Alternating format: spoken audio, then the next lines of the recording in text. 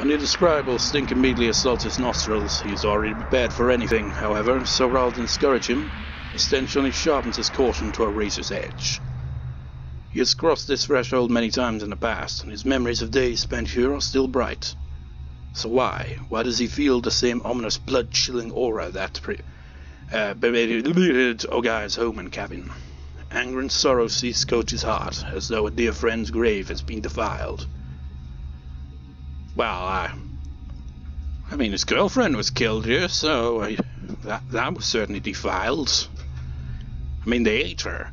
Koji doesn't remove his shoes before entering. He knows why he's here, and it's not to be polite.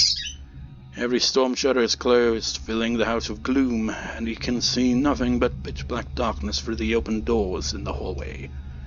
He should have brought his flashlight from the car. He thinks ruefully, then remembers that he dropped the light when Fuminori attacked him. It's still lying in the backyard of the cabin in Tochi. The house might be empty, then again it might not. Each particle of the air seems charged with silent menace. Is his enemy lurking somewhere in the darkness? It's not hard to imagine Fuminori wanting for a chance to take him by surprise and finish what the well failed to. Now, if we see, a CG of Koji wandering around, we know he's pretty much not long for this world, because that seems to be...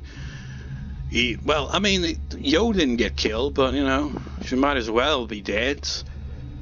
She's in a situation far worse than being, killed. Koji walks down the first floor hallway, then climbs the stairs and checks the second floor too. Moves slowly and carefully, keeping his senses sharp, but feels nothing watching him from the shadows. To complete his round safely, he is convinced that the house is empty. He suddenly realizes that his right hand is touching the cold steel of the gun in his pocket. Did he intend to draw the weapon upon encountering Fuminori? Now that Koji thinks about it, his own actions seem mysterious to him. What does he plan to do when he meets Fuminori? Will he lay into him with curses and... forget how that was pronounced. Will he force him to turn himself in, or will he? Koji shakes his head. This isn't the time for such hopeless questions. If he keeps thinking, he'll stop moving. If he stops moving, fear will paralyze him forever. His only choice is to keep marching on. He has to close the distance to his prey. I think you're kind of the prey in this situation, given what size. In any case, Fuminori isn't home. What home their reunion takes will probably be decided at the moment of their meeting. All Koji has to do is not hesitate when the time comes. Just like... well, no, not that. Use up all 4 bullets. Not all of them on Fuminori. You gotta aim for side as well, or you're fucked. And, maybe 1 for Yo as well, because... put her out of her misery, because, that's not a state to live in, man. And there's obviously probably no way to reverse what Sai has done to her. Still, why does this whole house smell like stagnant water? It's been 3 months since Fuminori distanced himself from his friends. Just what kind of life has he been leading all this time? One of madness. Koji enters the living room and feels along the wall for the light switch. The moment he flips it on, the answer to his question is revealed. No dramatic music. How far has Fuminori gone? Koji realizes that this is the first time he has encountered Fuminori's insanity in visible form. I think we're going to be seeing a CG that I think I saw somewhere. I think it was when I was scrolling down on Steam for the sign out and saw a few screenshots from the game. From the dust piled in the corners of the room, it is clear that the paint was not applied recently. How many nights has Fuminori spent surrounded by this maddening array of color? Why, if such obvious signs were available, why didn't Koji realize that something was wrong before it got this bad? Was he deaf to the dying screams of Fuminori's sanity? Was their friendship really so worthless? Is Fuminori a piece of shit? Yes. As he stands petrified in the unfamiliar living room, Koji directs his anger entirely at himself. If he could, he would like nothing more than to apologize to Fuminori for failing to help him through his suffering. He's brought way more suffering than he has any sympathy for, It's like, I didn't have much sympathy for Fuminori throughout most of this story because, you know, it didn't take long before his sympathy points were drained by his complete monstrous behavior. Koji feels that he might even have been able to save his friend. Perhaps he is arrogant to think so, but if so, it is arrogance born of kindness. Koji passes through the living room and opens the sliding door that leads to the kitchen. I mean, did they even clean up? When he enters, he finds that the most disturbing of the house's many stenches is strongest here. Blood. The room is redolent with the smell of countless layers of blood grown stale over time. He peers into the well-used sink. Around the rim he sees faint brownish-red blotches that water alone couldn't rinse off. Even more obvious are the stains of the dish rag. On the dish rag, such stains are proof that the rag has been used and reused countless times. But what could it have been used on to make it that sickeningly burgundy color? Koji stares at the refrigerator next to the counter as though it were a monster waiting to swallow him whole. He stands motionless and he is able to work up the courage simply to touch it. Then he steels himself, grabs the thick handle and opens the door. First he'll check the freezer, then the refrigerator. The freezer is packed with frozen meat of varying shapes and sizes. As each piece is wrapped tightly and frosted over plastic, he can tell what kind of meat it is. Meat in the refrigerator, however, has already been thawed for consumption. Yep, that's the screenshot I saw. I only glanced at it, so I didn't quite get a good look at it. For a while, he can only stand disbelief at the 5 fingers beckoning to him from the back of the compartment. They are the long, slender fingers of a woman, their bluish tinge giving them the appearance of waxworks. Koji is unable to remember what Omi's hands looked like, even though he had kissed her fingers countless times. When he finished crying after his conversation with Fuminori, Koji promised himself that he would not cry again, and in fact, he does not. He regrets his decision, however. He indulged himself too early. He should have saved his soothing tears for this moment, for now he knows that truly, nothing is sacred. Last, his doubts about Fuminori has been utterly obliterated. So that is Omi's hands. I mean, she was the first one to get killed off. I'm surprised they haven't eaten her whole body at this point. Fucking sick fuck. I mean, I can understand it with, you know, Saya. She's an eldritch abomination, but no excuse for Fuminori. He knows at this point that he's eating humans. He's an irredeemable piece of shit. Koji pulls the guy's revolver out of his pocket and wraps his hands around his grip like he would a charm. Its definite presence, its almost of merciful annihilation, is the only thing keeping his sanity intact. We'll surely use it to kill Sakasaka Fuminori. Not for revenge, not for justice, but to make this world once more a place governed by reason. For that purpose alone, he must eliminate the anomaly. Well, you're gonna have to get rid of Saya as well, because that's, you know, the big anomaly there. He breathes deep, exhales, then lifts his hands before his face and stares at his spread fingers. Alright, he's not shaking, he's prepared to face his new objective. Koji sticks the revolver back into his pocket and pulls out his phone. Ooh!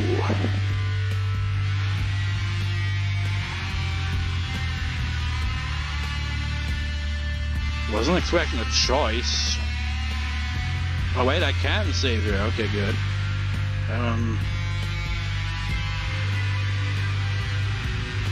Let's make a save here. Can I? Oh, it's on the quick save, that's why. Save here.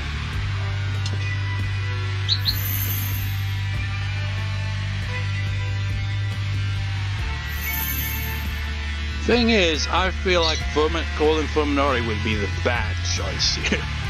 I don't know what's gonna lead to what ending though. I feel like the right choice would be calling Ryoko, but let's call Fuminori first.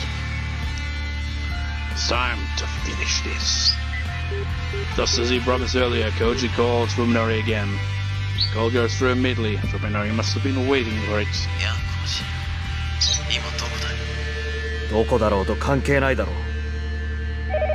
As soon as Koji responds, a shrill ringing fills the house. Startled, Koji spins around and looks into the hallway. His phone is flashing to signal an incoming call.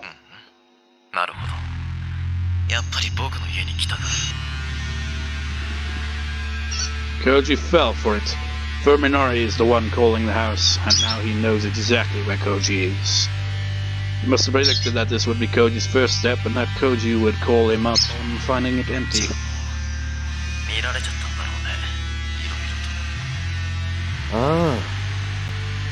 Koji keeps his voice bold to conceal his horror. When did Fuminori become so cunning?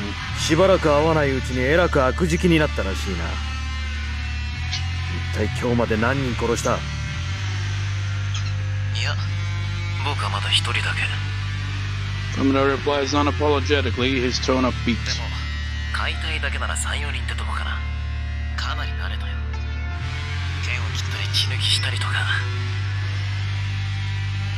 Koji no longer feels sadness or horror when faced with Fuminori's inhumanity.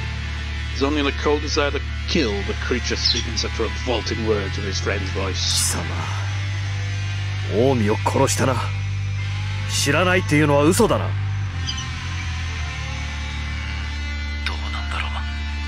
Fuminori mutters, seeming somehow embarrassed.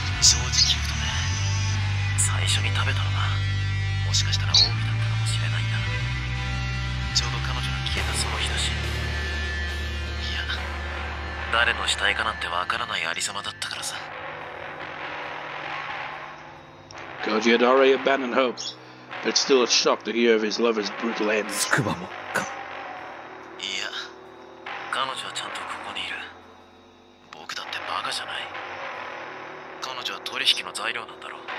Fuminori says with an exasperated chuckle.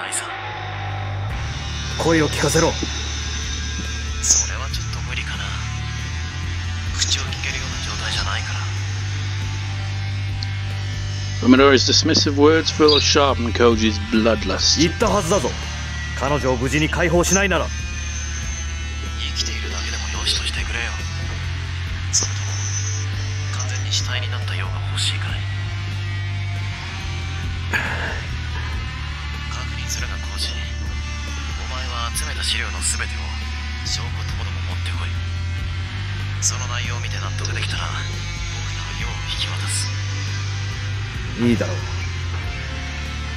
It's obvious that this deal is a sham. All likelihoods, Fuminori has planned to kill him and bury his secrets forever. Moreover, Koji doubts that Io is even alive. Meat could very well be somewhere in the refrigerator right in front of him. However, Koji isn't particularly interested in Fuminori's true intentions. After all, he has no intention of making a trade either. His only goal is to get close enough to destroy Fuminori and whatever is pulling his strings.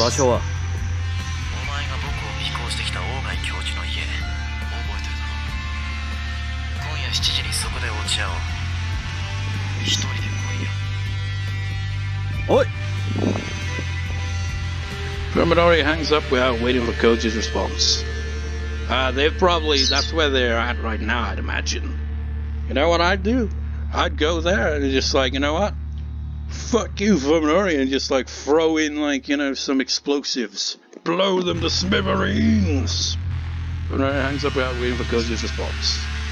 Perhaps Fuminori too has sensed his opponent's intent, so then he has realized that Koji is not just the hunted, but the hunter as well. Well, so we're like duelists maneuvering for advantage. Koji smiles grimly as he pockets his phone. It's astounding how much their relationship had changed. Makes me think of Yu-Gi-Oh! Then. Just like to get out those, what would they even call, you know, the ones they have on their arm. It's like, I challenge you to a children's card game, Fuminori. It's just like, Fuminori's deck of cards are all, you know, Eldritch Abominations. Because I'm pretty sure there are a decent amount of Yu-Gi-Oh! Cards that are basically that. The question is, you know, if he had a deck of, like, you know, cards that are all monsters like that, how good would his deck actually be? Would it be a bit shit? Would it be overpowered? Or would it be kind of middle of the road somewhere? And what would Koji have to defeat him in a duel? Dressing as well or not to comply with the 7 o'clock rendezvous agreement. This was a serious negotiation, and it would be wise to avoid tempting Fuminori in any way that could provoke his anger. What Koji and Fuminori are really doing, however, is trying to lure each other into a deadly trap. Koji doesn't know what Fuminori plans to do between now and then, but he's not about to let his enemy keep the initiative. The fierce bloodlust that has taken root in his heart is more than enough to energize his exhausted body. Koji leaves the death-filled house, his stride more determined than before.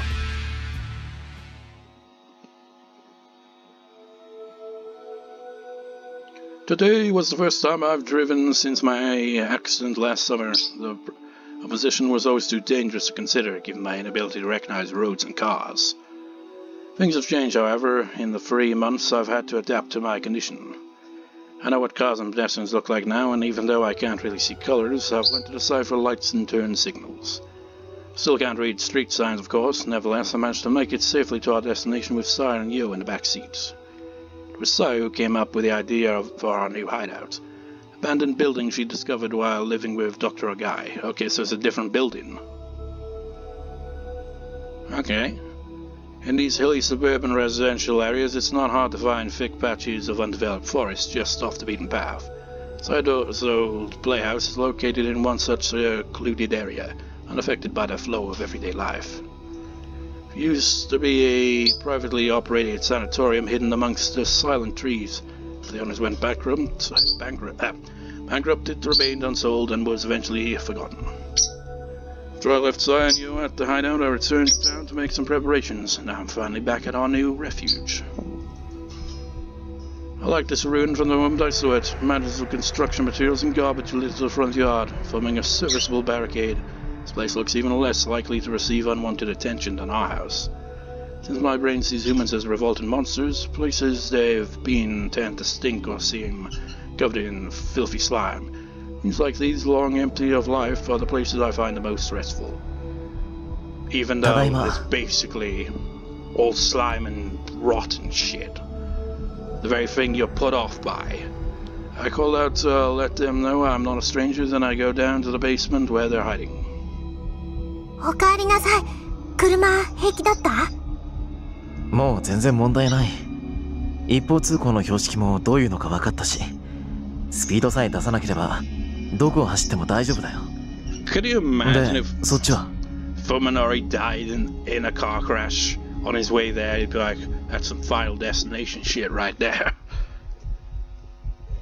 一通り調べたけど、やっぱりあれからずっと人が来た様子はないみたい。ここは安全だよ。そうか。ならいいんだけど。I'm a little worried that his abandoned building could become a hangout for biker gangs or homeless people. 多分、表に積み上げてあるゴミのせい。あれ、普通の人間にはちょっと耐えられないんじゃないかな。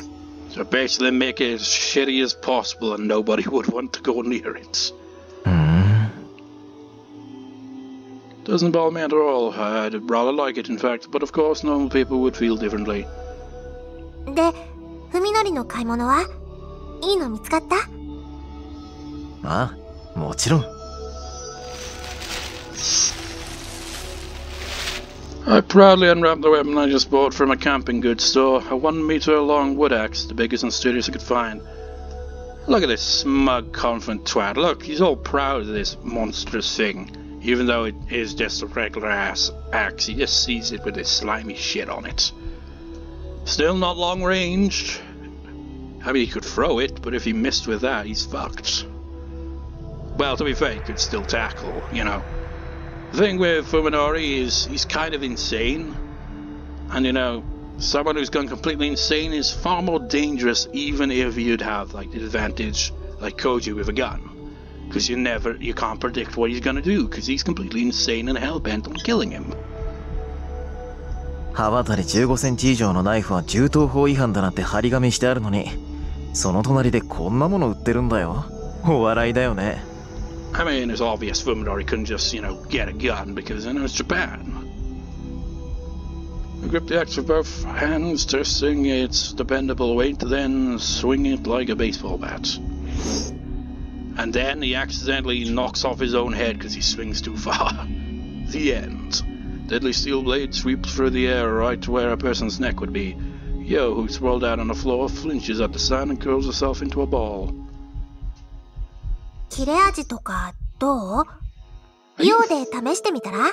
What? いや、それはちょっと。I definitely wasn't expecting Saya to suggest anything so brutal.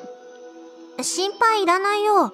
今のようの体だったら、刃物とかの傷は割と簡単に治っちゃうから。As if her predicament isn't bad enough, now you're gonna use her as a practice dummy as well, you sickos. いや、それにしたって痛いだろ。そっか。うん、そうだね。Must have slipped her mind completely. She smiles at the oblivious Yo as if to hide her embarrassment, then says, でもさ、痛くされた時のようの声って、それはそれで可愛いよね。You know, I've been saying it out. Fuminori needs to die because he's an irredeemable monster, but Saya, you should get killed off too because you're literally a monster.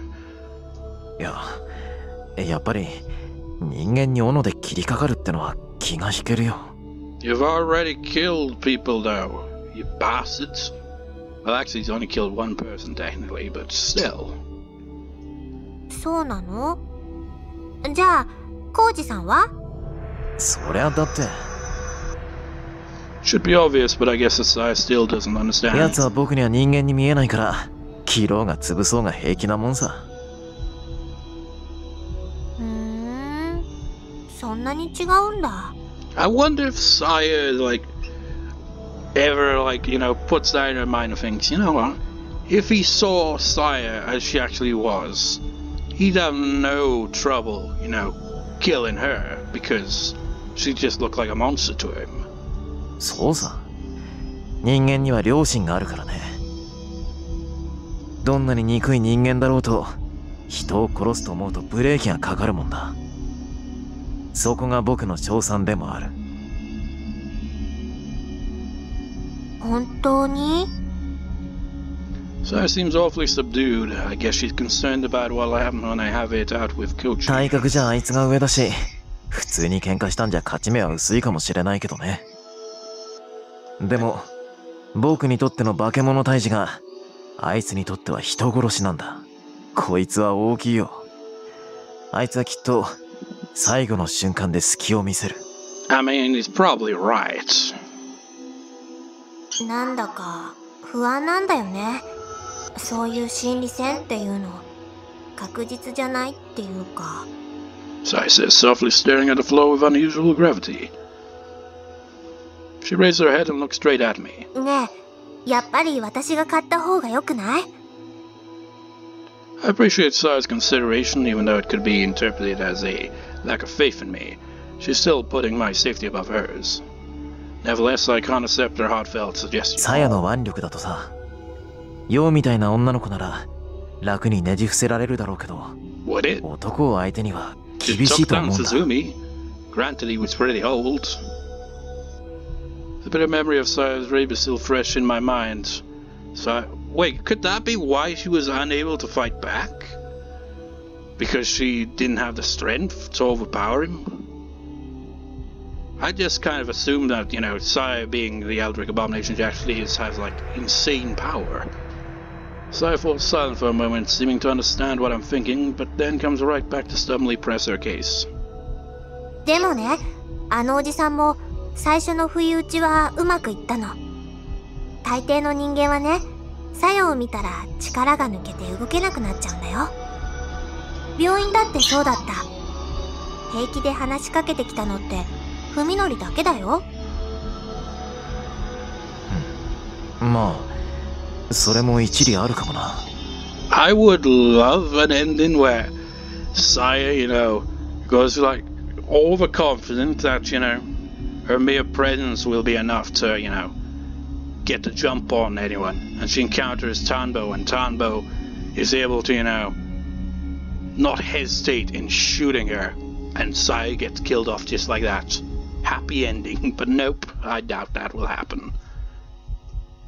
I can't imagine it personally, but I suppose it's possible that Saya's appearance is shocking enough to make someone lose their nerve. Well, think about what you see humans as. That's what she looks like, probably. And you've been having sex with her, man. You're freaking crazy. So Zumi was able to gain the advantage because he had the same condition as me, which let him see Saya as a cute girl. Fear doesn't necessarily make people weaker, however. Depending on the situation, it can even send somebody into a berserk rage and make them harder to put down. In other words, such a tactic would be the same sort of gamble that Saya is worried about. じゃあさ、さや、こういうのはどうだろうか。When I tell Saya the new plan that just popped in my head, her gloomy frown turns into a bright smile. それ名案。ふみのりって頭いい。何もそこまで。What's the plan?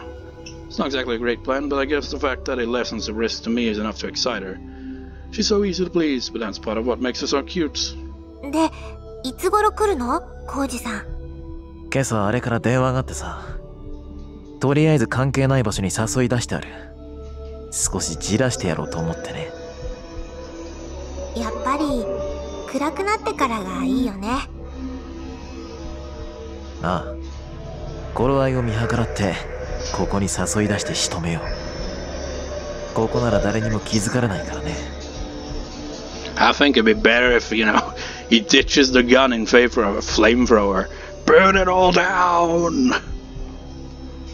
せっかく人間一人分の肉が仕入れられるのに、ここだと腐らせちゃうね。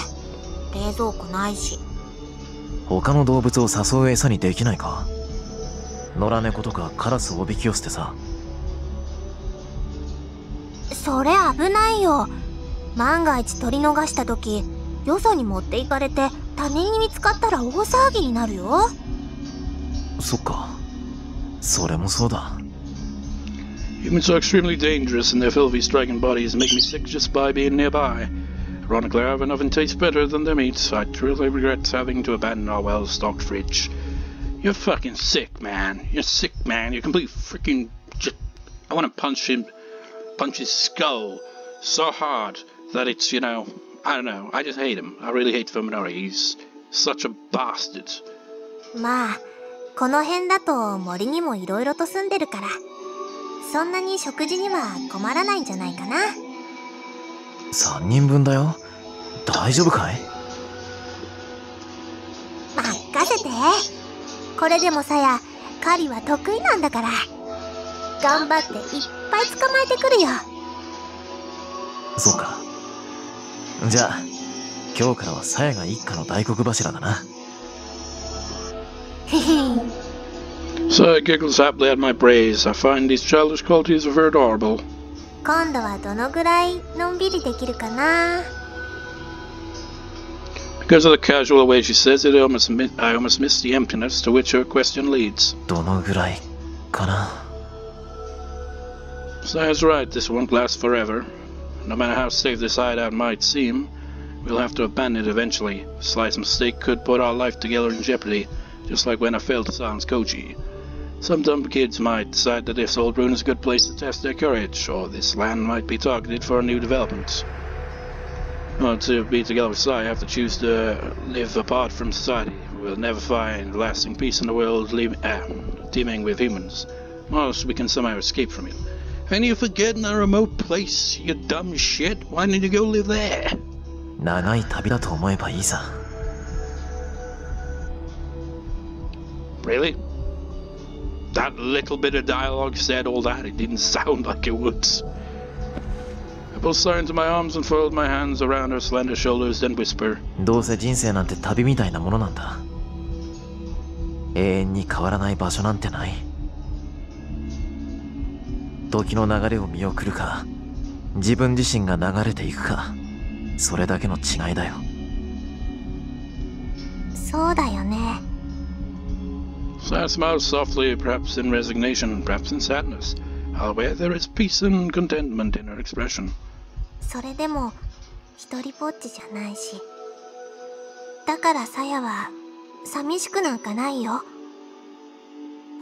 Oops. Backlog. それでも一人ぼっちじゃないし。だからさやは寂しくなんかないよ。ふみのりもそうだよね。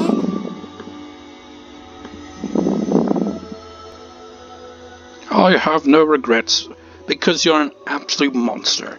I mean, this Let's Play, like I said previously, it's just descended into me talking shit to Fuminori the whole time. Like, I hate you, Fuminori. You die. As long as I can hold Sai in my arms, I will gladly pay any price. You know, it's just like, if there becomes a twist where Sai betrays him in the end, I will, you know, cheer. I'd be like, yeah! She adds brightly, trying to cheer me up. いつかは私たちが人目を忍んで暮らさなくてもよくなる日がきっと来るよ。それは約束してあげるから。Sounds like a fairy tale, but for some reason she seems absolutely certain. それは明日かもしれないし、ずっと先のことかもしれない。いつ印が来るのか私にもわからないの。初めてのことだから。ほんのちょっぴり怖いんだけどね。What is this sign? No idea what Sai's prophetic words mean, but this isn't the first time that she's said or done something mysterious. She's performed any number of miracles already. 僕らにも希望があるのかい? She says through a cheerful nod. きっとそれがさやがFuminoriに送ってあげられる最後のプレゼント。さやの最初で最後の務め。I'm wondering now if maybe a guy's research was right on her money and thinking that she was like sent to, you know, by like some kind of military of some eldritch abominations to spy on humanity, observe, and then probably conquer. Koji has nothing to do but wait. He has spent almost half a day in the dark, empty study, breathing stale air choked with mold as he strains his ears to the slightest hint of movement below. Few people could endure such a vigil, but Koji has accomplished it without complaint. If anything, suffering is welcome, for it keeps his nerves honed to razor's edge. I doubt his single-minded focus is the only thing allowing him to push the limits of his stamina. Koji understands this and embraces the pain. His closest friend has shattered his world like glass, and now Koji feels only hate towards the madness that has replaced it, towards himself for allowing it to happen. Self-loathing is a more reliable source of willpower than any faith or resolve, no matter how noble. When he arrived at the Ogai house, Koji snuck inside carefully, hoping to perhaps take his enemy by surprise. It was only after he got inside that he realized the house was still abandoned. Even so, Koji was sure that Fuminori would arrive earlier than promised in order to set up an ambush. However, the light streaming through the windows turned red, then faded to darkness with no sign of anyone coming. Koji's patience has grown weaker and weaker by the moment. Now the appointment time has arrived. Appointed time. Just as Koji's frustration is about to peak, his phone begins to vibrate and flash. It's from Fuminori. He's calling rather than show up himself. Rage threatens to overwhelm him for an instant, but Koji manages to keep his voice calm as he answers. どういうつもりだ、Fuminori? いやね。まさか待ち伏せなんていう無駄なことをして神経すり減らしてないか。お前のことが心配になってさ。Fuminori sat, chuckling scornfully like the smug twatties. 遅くなったが、そろそろ本当の待ち合わせ場所を教えておかなくちゃと思ってさ。間に合ったかい？ふざけた真似を。まあ怒るなよ。当然の用心だろ。Fuminori laughs with unrestrained malevolence, as though to emphasize that he's seen through Koji's plan. お前が大貝教授の家まで来てるんなら、そこからほんの少し先、歩いて行ける距離の場所だよ。僕と陽はそこにいる。まずは車に戻ってカーナビを見ろ。ところ番長教えてやるから。今度こそ信用できるっていう保証は？疑わしければ来なくていい。尻尾を巻いて逃げるがいいさ。Fuminori hangs up immediately after speaking his challenge. Koji leaps out of his chair and kicks it across the room, unable to find any outlet for his rage. He also has no choice but to do what Fuminori says. His stamina is already exhausted, and his obsession is keeping him going. If he allows himself even a moment's rest, he fears that he'll never again find the strength to face this madness. Tonight is his only chance to kill Fuminori. Koji knows, of course, that his enemy is planning to ambush him. Fuminori isn't going to fight fair, but then, neither is Koji. With the unsteady stride of a man half asleep, Koji leaves the guy house and heads for his car. Are we gonna get to an ending anytime soon? Because I want to go back and make that little choice. I mean, maybe this will even lead to the true ending. Is there a true ending to this story? I don't know. Only the base of these foothills has been developed for housing. The address Fuminori gave Koji is outside of that area, in the thick forest that still covers the mountain's face. His car's GPS shows a road that leads nowhere, but according to Fuminori, there should be an old abandoned sanatorium there. It's a trap. It's definitely a place that no one could find, not even by accident. Maybe this time, next stop really will be the last. Koji drives up the steep incline, soon leaving the residential neighborhoods behind. Even though the hands of progress are right at its doorstep, the undeveloped forest is darker than he expected.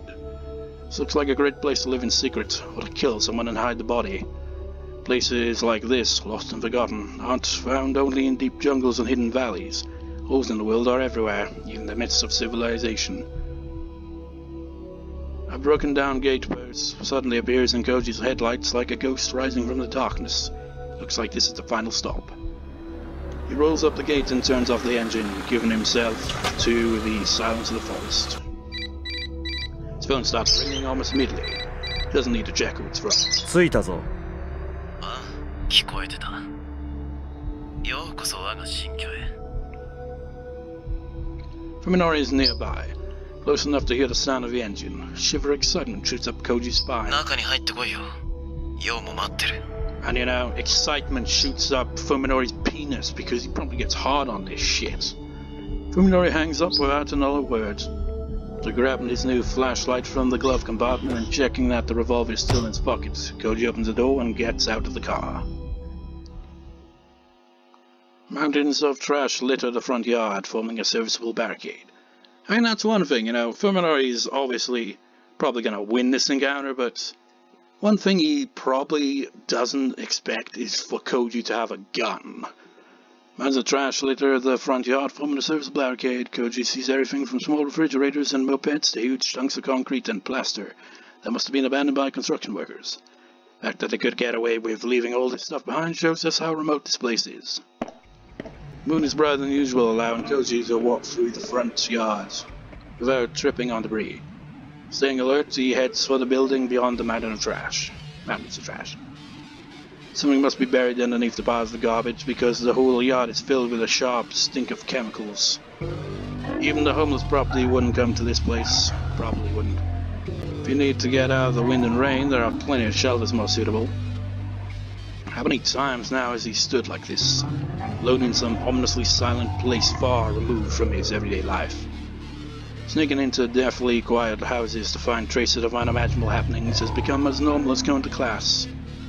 Houses that he explored before were like freshly shed cicada shells, empty and dilapidated, but with traces of the life they had sheltered. This place, however, is different, a perfect ruin, its walls and pillars rising from the dark forest like an army of ghosts, with no sign at all that people once lived and worked here.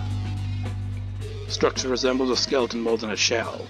Time and the elements have stripped it of its former shape, and now there is only death. Koji has gone as far as he can. This must be the final stop. What will Fuminori's next move be? He must be planning to kill Koji, but how? Just as he's about to turn on his flashlight, Koji reconsiders. If he wanders around with the light on, he'll be broadcasting its exact location. That will give the advantage to Fuminori, who's probably lying in wait for him right now. He holds the light before him in his left hand with his finger poised on the switch. In his right hand he raises a revolver, keeping it pointed in the same direction.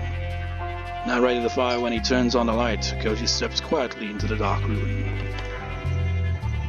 It takes a while for his eyes to adjust, but even when they do, he has only moonlight streaming through empty windows to guide him. Everything appears grey and indistinct. However, Fuminori has to deal with the same conditions if he's hiding here. It's a battle of nerves, exhausting and deadly, where the first to make a sound and give away his position will lose. Rooms on both sides of the hallway are all open. Some are even missing their doors. Koji creeps up to each entrance, checks to make sure no one is inside, and carefully proceeds on. The stink that he noticed in the garden has changed. Now it smells more organic, like rotting meat. It's the exact same smell that filled Fuminori's house. Koji freezes and stares down the hall. It was a wet sound that he heard just now, like someone dragging their feet through a swamp, and it came from the room at the end of the hall. Something is there, something alive. Koji creeps towards the sound, his light and gun at the ready. Don't hesitate to shoot it. Now it sounds like someone squeezing mud through their fingers, and as he gets closer, Koji begins to hear breathing. Could it be Fuminori? No, that's impossible. He should be waiting for a chance to ambush Koji, not making careless noise. I bet they're gonna use, yo somehow in this trap as well, aren't they? As he proceeds, a strange sound coming from the cracks in the concrete walls grows clearer. Yeah, that is definitely yo.